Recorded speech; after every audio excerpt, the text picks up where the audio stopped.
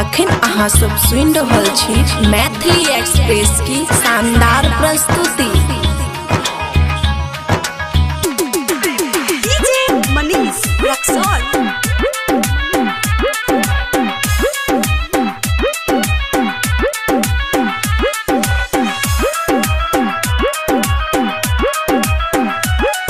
दो 2019 में घर से भागे अब ना लौट कर आएंगे, ठीक है। 2019 में घर से भागे अब ना लौट कर आएंगे, ठीक है।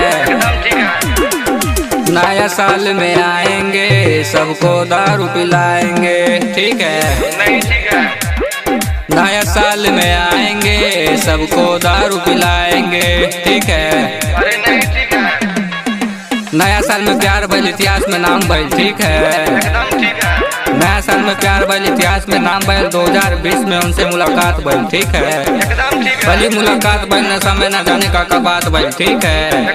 धोएंगे प्लेट बाकी इन्हीं के साथ घर अपना हम बसाएंगे, ठीक है। मुर्गा चावल खाएंगे नया साल मनाएंगे, ठीक है। मुर्गा चावल खाएंगे नया साल मनाएंगे, ठीक है।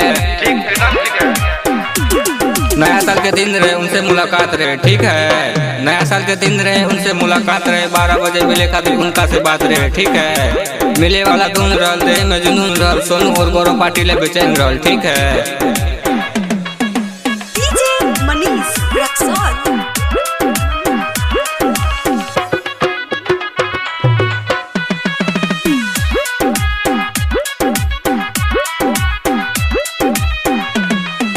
मार चाहे हो कितना भी पार्टी हम मनाएंगे, ठीक है। मार चाहे हो कितना भी पार्टी हम मनाएंगे। मुर्गा चावल खाएंगे नया साल मनाएंगे, ठीक है। मुर्गा चावल खाएंगे नया साल मनाएंगे, ठीक है। मुर्गा चावल खाएंगे नया साल मनाएंगे, ठीक है। मर जाए कट जाए पार्टी खातिर सब का से लड़ जाए, ठीक है। मर जाए कट जाए पार्टी खातिर सब का से लड़ जाए। गर्लफ्रेंड से मिले खातिर इनके बाप से भी लड़ जाए, ठीक है।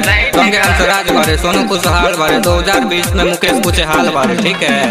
डीजे मनीष रक्सौल।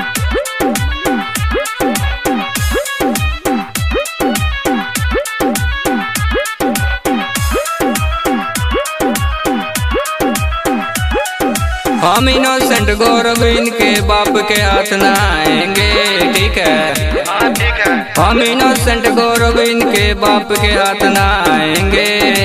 मुर्गा चावल खाएंगे हैप्पी न्यू ईयर मनाएंगे, ठीक है। मैसी में रह जाएंगे माँ तारा का पूजा मनाएंगे, ठीक है। 2020 में आएंगे इनोसेंट गौरव के साथ मनाएंगे, ठीक है। Happy new year 2020।